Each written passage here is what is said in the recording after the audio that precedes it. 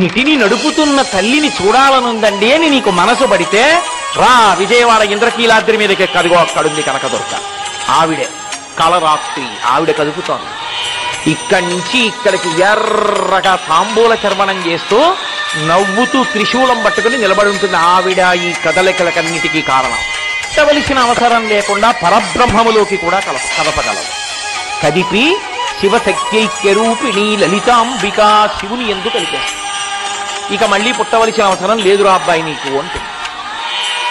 ఒక వ్యక్తిలో మంచి గుణాన్ని పెంచడానికి ఒక తండ్రి మాట ఎలా అవసరమో, ధర్మాన్ని నిలబెట్టడానికి, విశ్వమన్న కుటుంబమునందు మంచిని నిలబెట్టడానికి పరమాత్మ కూడా తండ్రి లాంటివాడు. తండ్రి లాంటి వాడైనటువంటి పరమేశ్వరుడు రాక్షస పక్షాన్ని వహిస్తే ధర్మం ఏమైపోతుంది?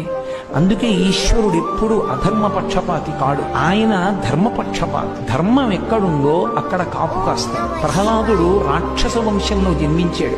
రాక్షస వంశంలో జన్మించిన వాడు కదా, ఇతని నేను రక్షించడం ఏమిటి అని అనలేదు. ఆయన ధర్మము భక్తి పొంది ఉన్నాడు అంతే. ఆయనకు అనవసరం, ధర్మం ఒక్కటుంటే ఆయనకి చాలు. ఆయన కాపాడి తీరాడు. భగవంతుని యొక్క రక్షణ కలగడానికి ఏకైక మార్గం ఏది అంటే ధర్మం ఒక్కటే.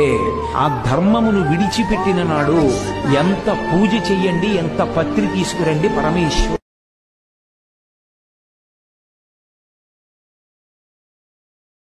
ఒకడు అంటుండు, అరే పిచ్చోను వారా.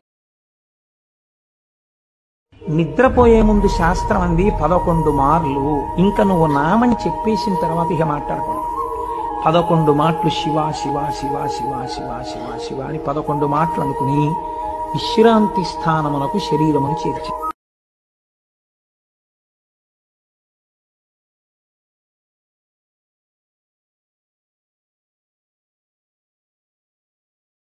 విషం మింగుతాను, విశ్వం తిరుగుతాను, ఊపిరి ఆపుతాను,